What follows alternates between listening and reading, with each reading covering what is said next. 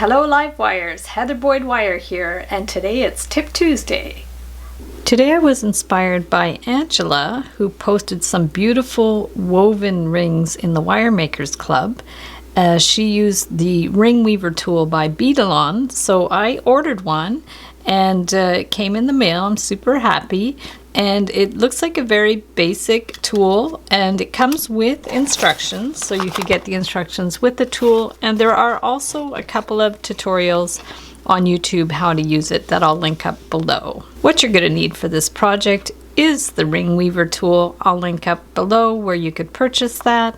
I'm going to use a ring cone at the end just to make sure it's nice and smooth. We need our tools, and I'm using 24 gauge wire. You can also add beads if you like. So to start, you take these pegs and you start with the smooth side and turn this upside down and push these in. And it explains you can do 4 different sizes of rings. I'm going to use the smallest size, so I'm just going to go in and put in all of my pegs. This little crinkled side holds them in place, so just stick them all in around the circle, and then we're going to add this plug. So once you have all the pegs in, you're just going to take this little plug and stick it in the end just to secure them in place. So you start with about 3 to 4 feet of wire, and you want to fold it in half, and then at the halfway point you want to start. There's a little notch for the starting point, so you're just going to hook it onto there, and then what you want to do is actually crisscross these.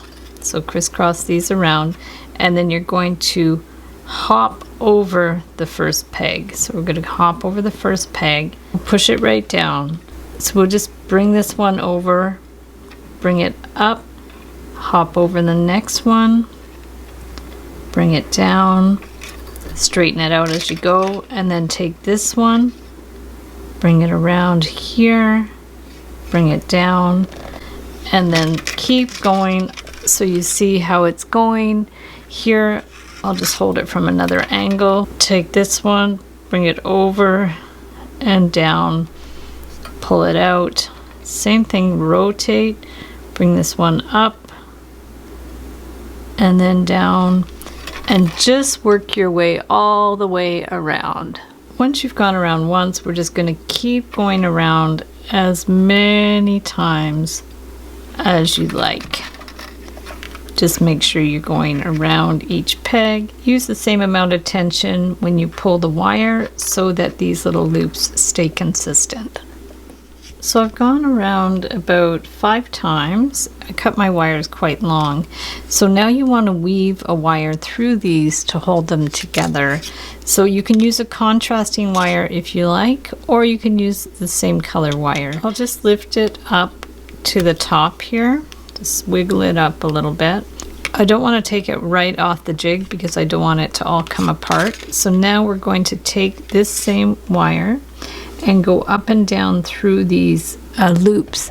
So what you want to do is right to the left of the peg, just feed the wire through. So just go down and feed it through all of these hoops. It'll go right down through there, and then pull the end a little bit if you have to with your fingernail, and you can grab it with the pliers as well.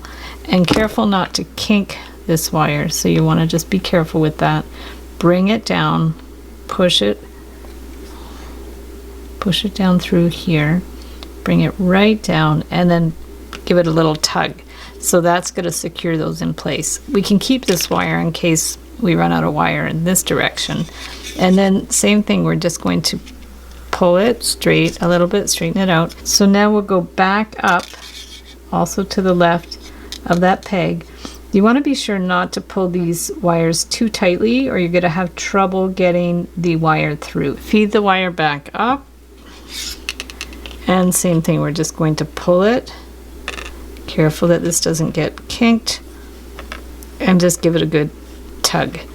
And we're just going to keep working our way back and forth to weave these wires together. So we're just going to go down we'll have to pull it out. Pull it out with your nail, bring it down, give it a little tug, and we're going to work our way all the way around.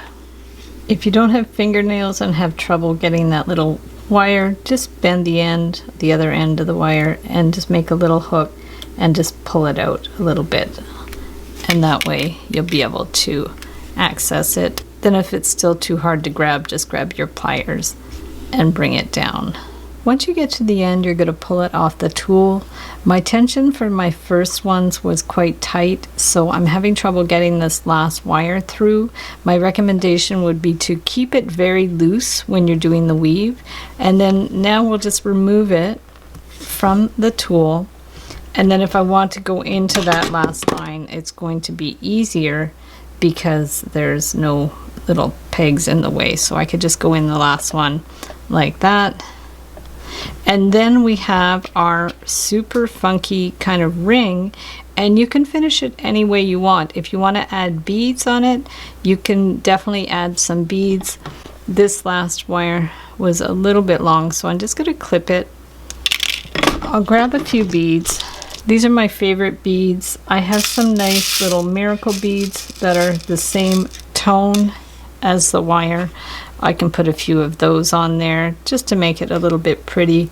You can put a variety of sizes of beads if you want to, or you can just keep it simple like that. I can look and see what I have. This one's really pretty too. It's a faceted 6mm faceted bead. Just be sure to weave the wire in as you add the beads and keep going until you have a nice little cluster. Here's a larger size of the purple one, and I'm just going to weave it inside there a little bit.